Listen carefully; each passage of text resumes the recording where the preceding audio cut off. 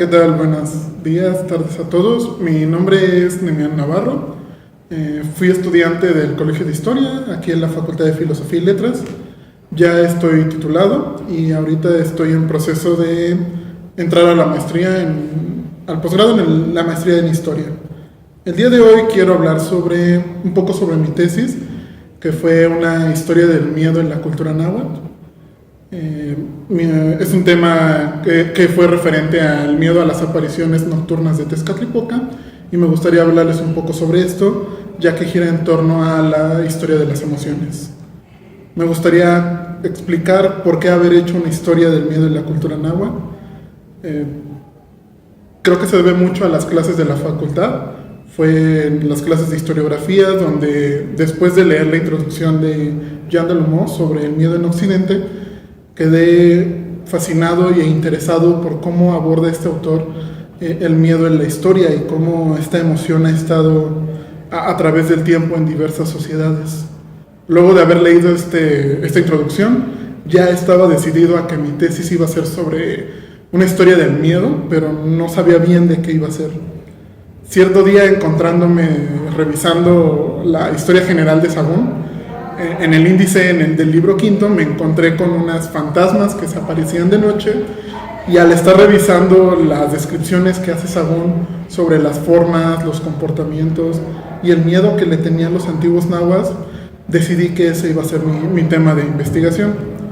Brevemente les quisiera explicar que mi tesis gira en torno a 6 fantasmas o ilusiones diabólicas relacionadas con Tezcatlipoca, que relatan las fuentes que se aparecían de noche para espantar a los antiguos nahuas.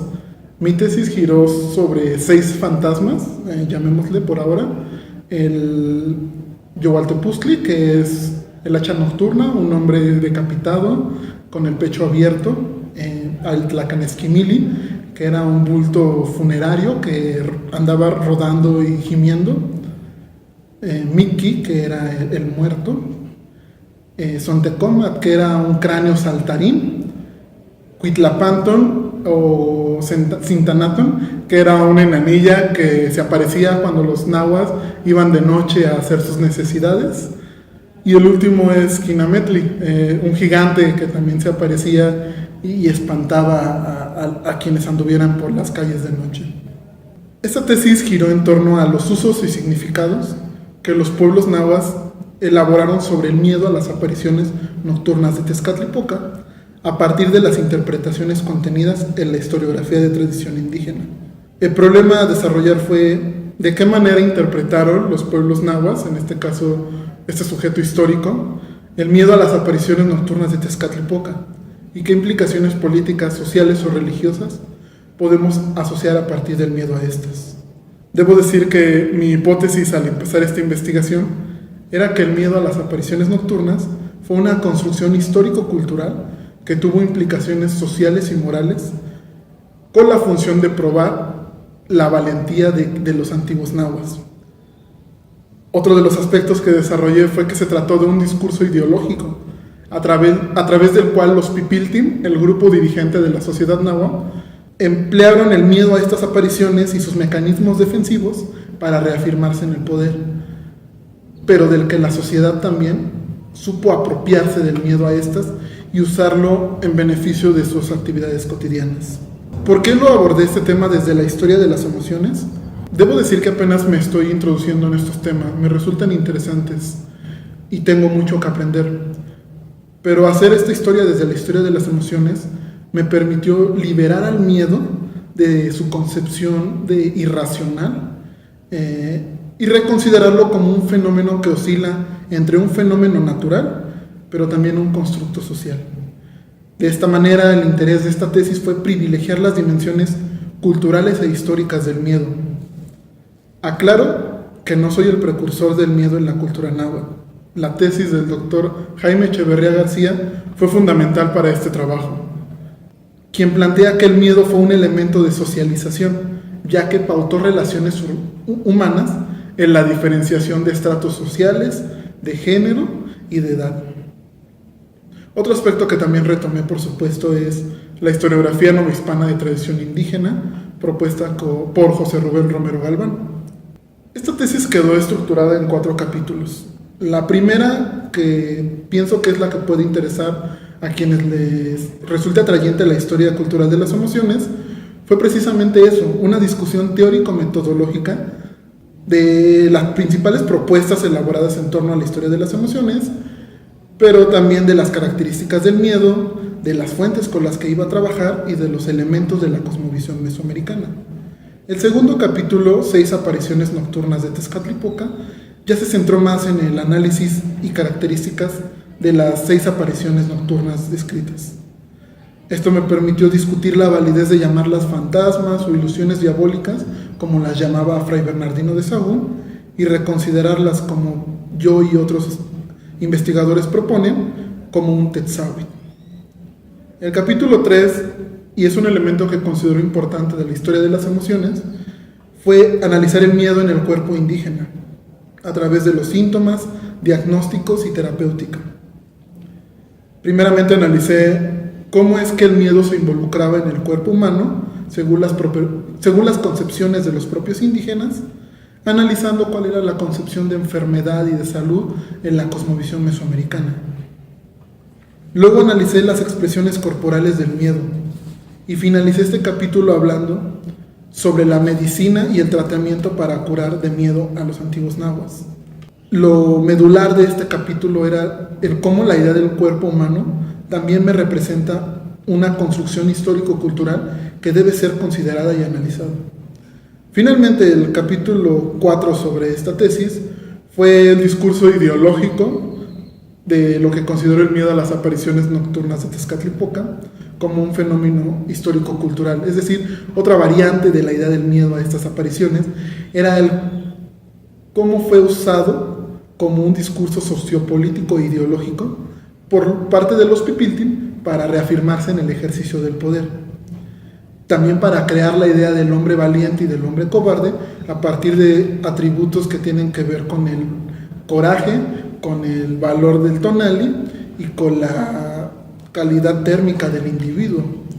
Un aspecto que considero interesante de este capítulo es que, si bien acepto que fue un discurso de poder en el manejo del miedo, pienso que la sociedad tiene un papel importante en la construcción de las emociones, ya que, y esto es una hipótesis, pudieron o no haber aceptado este discurso del miedo y los subsecuentes mecanismos defensivos.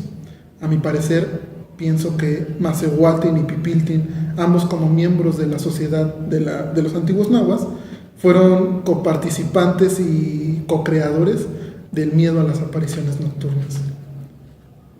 Quisiera hablar ahora sobre algunas conclusiones en torno a la historia de las emociones, de lo que trata esta breve cápsula. La primera es que la historia cultural de las emociones, como lo propone Peter Burke, ha ido evolucionando desde la década de los 80 del siglo XX. En este contexto, con el surgimiento de la nueva historia cultural, que buscaba desapegarse de la historia tradicional cultural del siglo XVIII, se busca un acercamiento a las ideas, a los sentimientos, a los pensamientos, que difiere de la historia intelectual, ya que mientras la historia intelectual se centra en las ideas y en los sistemas lógicos de razonamiento, la historia cultural busca aproximarse a las concepciones en torno a las ideas que como sociedad construimos a veces sin darnos cuenta. De una manera divertida propone Burke en su libro, que es la historia cultural, que mientras la historia intelectual es más metódica y más seria, la historia cultural es más vaga, la llama, pero también es más imaginativa. De forma que, a excepción de ciertos círculos franceses como Lucien Febvre, el interés por la historia de las emociones lo podemos señalar hacia finales de la década de los 80 del siglo XX. En general, quienes han reflexionado sobre las posibilidades de estudiar la historia de las emociones lo han hecho desde dos vertientes a veces encontradas. Por un lado tenemos la visión universal naturalista, que propone que las emociones son actos irracionales, universales, que han existido y existirán en todo organismo viviente y que por lo tanto carecen de historicidad. Por otro lado, quienes se decantan por una visión histórico-cultural proponen que las emociones tienen un sustrato social las cuales van variando conforme la sociedad y el tiempo lo va haciendo. Debo aclarar que en esta tesis que trabajé y mi perspectiva personal es abordarlo desde una visión moderada. Si bien acepto que las emociones tienen un sustrato biológico, también considero que tienen una parte social y cultural, y para toda historia de las emociones mi propuesta es tomar en cuenta ambas vertientes sin caer en estos extremos. Me parece que la historia de las emociones es todavía una metodología en construcción. En ciertos lugares, como en partes de Europa y Estados Unidos, sí hay un desarrollo más concreto y más completo sobre la historiografía de las emociones, pero México y América Latina no se quedan atrás en realidad. Hace unas semanas tuvo lugar el encuentro del historiador frente a la historia, por ejemplo en la UNAM, que estuvo dedicado a la historia de las emociones. Esto, a mi parecer, evidencia el interés que hay por las emociones por parte de los grupos de humanistas e historiadores, y me viene a la mente una frase de una reflexión de Rosas Moscoso y Juan Manuel Zaragoza, que dice que si la historia de las emociones fuera una moda, tendría que ser una moda necesaria. De modo que puedo decir que pienso que el miedo es la experimentación de una situación de inseguridad frente a la amenaza real o imaginaria de un objeto o situación peligrosa. Para mí el miedo es una emoción que, como un sentimiento, hablando de experiencia fisiológica, refiere a procesos biológicos, psicológicos y fisiológicos que alertan al cerebro y preparan al organismo para la lucha o huida como mecanismo de defensa. Pero también entiendo el miedo como una emoción en cuanto a experiencia colectiva, mediada mental y culturalmente por los individuos en lo individual y en lo colectivo.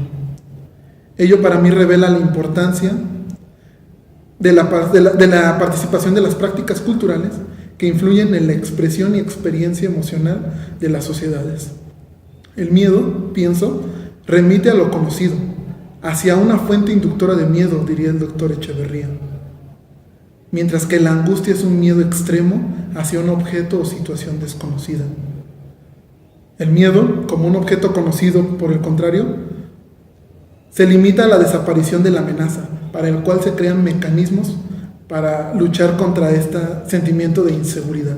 Es mediante un proceso de socialización en el cual individuos y colectividades toman conciencia de la necesidad de hacerle frente a sus temores, sean naturales, sociales, reales o imaginarios. Estos mismos miedos pudieron haber sido usados por un grupo particular, dado que el miedo, como propone Pilar Gonzalo Aispuru, tiene fines pedagógicos y moralizantes que posibilitan la conducción de la sociedad. Desde un enfoque moderado, reitero, la emoción del miedo en la cultura náhuatl, que se describe con los conceptos de Maucayot y Mauistli, para mí se concibe como un fenómeno que oscila entre lo biológico y lo cultural, entre lo corporal y lo significativo. Es una construcción histórico-cultural, con un amplio radio de acción en el establecimiento de relaciones sociales y morales, de diferenciadores de edad, de género y posición social en las relaciones de poder.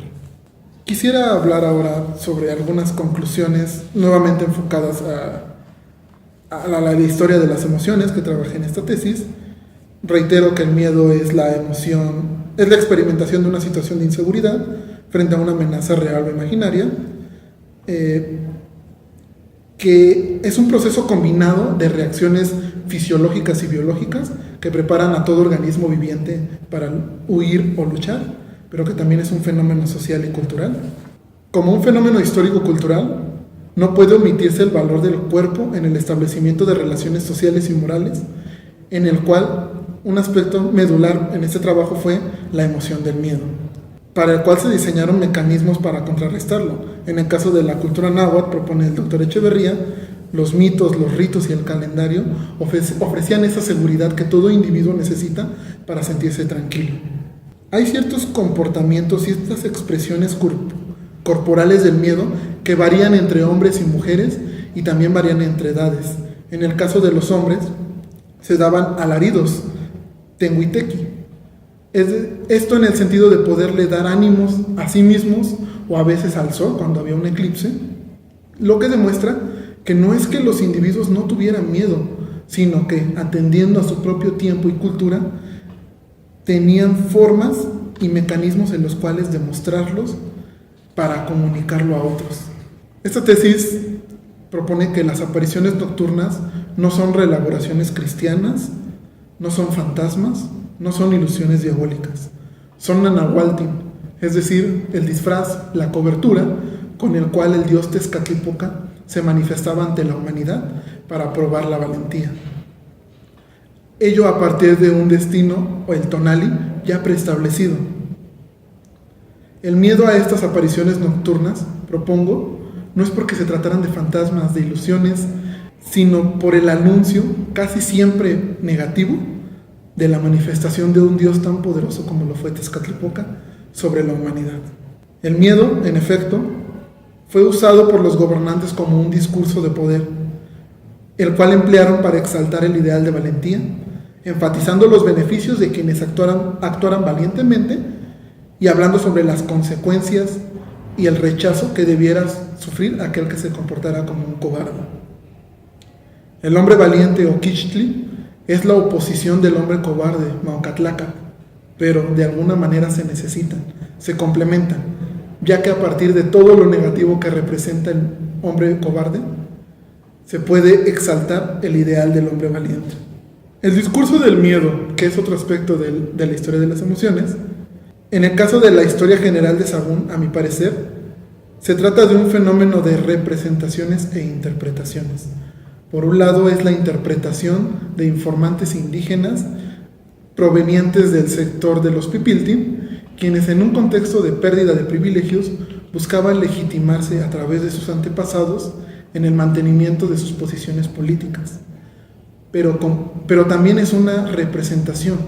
A través de la mano de Sahagún se representa la cultura occidental y europea que ve en las apariciones de Tezcatlipoca un claro avance del diablo sobre Mesoamérica. Esta tesis, por supuesto, tiene muchos pendientes.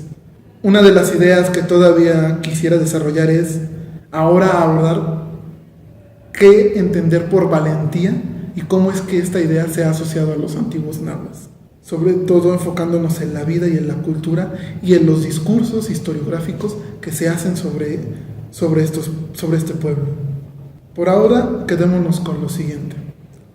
La idea del miedo a las apariciones nocturnas de Tezcatlipoca, como un fenómeno discursivo de interpretaciones y representaciones, es un fenómeno de carácter histórico-cultural, porque cada sociedad identifica, significa y trata de neutralizar aquello que provoca dicho temor, pero siempre a partir de sus propias categorías y concepciones del mundo.